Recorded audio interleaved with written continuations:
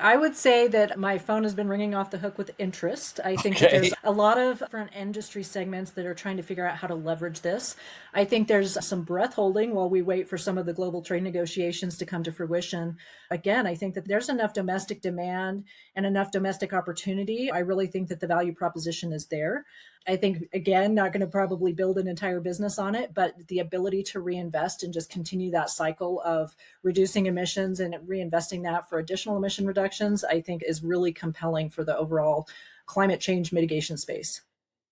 And I think you just said something that your phone's been ringing off the hook. I think you and I have talked, and it's like we actually want to see more players come to the party to actually build out a market for this deal. I can tell you that the next players that come in are going to benefit from all the work we've done up till now, right? Sure, you're out there, have a big head start, but those future players who get in are going to benefit from the early adopters work that like you Pure West and you've been doing.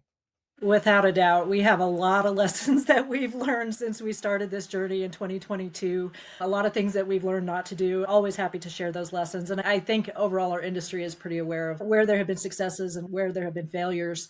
But yeah, I think a lot of the folks working in this empirical energy space are more than willing to share all of the lessons learned and get folks started on a really positive front.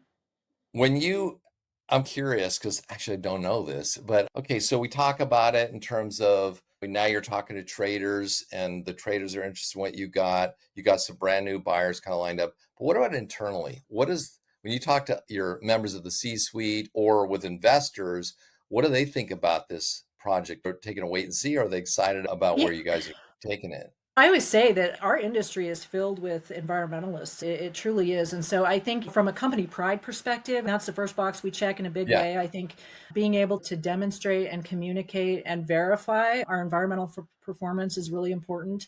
I think certainly investors are they're interested in investing in clean companies and companies that are forward thinking and trying to do the right